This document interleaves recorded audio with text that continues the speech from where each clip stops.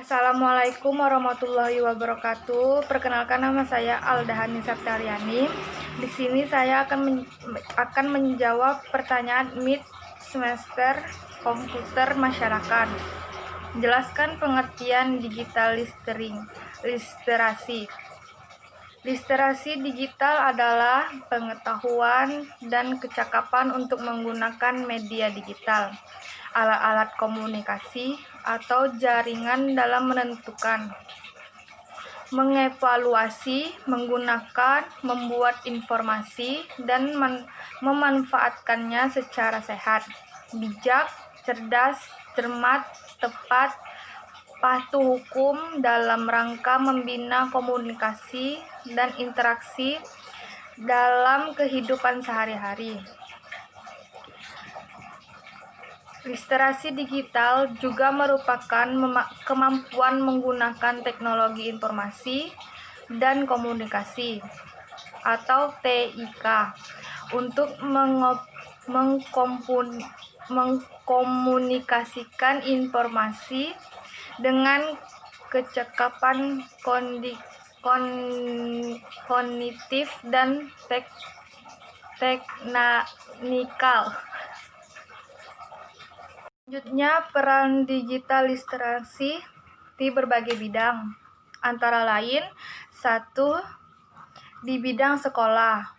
Perkembangan teknologi dan informasi saat ini diharapkan mampu memicu mahasiswa lebih baik dalam memanfaatkan literasi digital dalam bidang akademik. Kelemahannya, bagi yang belum mengetahui digital literasi ini harus digunakan bagaimana sehingga terjadinya penyalahgunaan. Yang kedua, di bidang perusahaan, literasi digital bagi karyawan itu sangat bermanfaat bagi organisasi atau perusahaan karena saat ini hampir semua pekerjaan tergantung pada teknologi. Manfaat penting dari adanya literasi digital yaitu menghemat waktu, tenaga, membuat keputusan dengan baik, meningkatkan motivasi karyawan. Yang ketiga, di bidang pendidikan agama, teknologi informasi dan komunikasi juga dapat memungkinkan dimanfaatkannya dari madrasah sehingga menghasilkan konsep e-madrasah. Madrasah memberikan peran siswa, ustadz, dan pengelolaan madrasah untuk mengambil banyak manfaat. Di antaranya program pendidikan, dakwah syariah Islam, dan bahan kajian yang dapat dibuat dengan menarik dan berkesan. Yang keempat, di bidang rumah sakit. Seperti halnya penyakit, perkembangan teknologi telah mencapai tingkat siapa saja, kapan saja, dan di mana saja dapat memperoleh informasi dengan sangat cepat dan mudah. Salah satunya media penyimpanan informasi secara cepat dengan teknologi merupakan salah satu keahlian informasi internet sebagai fenomena teknologi untuk menggunakan media internet. Selanjutnya, jelaskan apa itu e-commerce, manfaatnya, dan kelemahannya. E-commerce adalah sebuah model bisnis di mana aktivitas transaksi dilakukan secara online melalui layanan jaringan internet. Transaksi yang digunakan yang terdiri dari e-commerce tidak terbatas pada produk fisik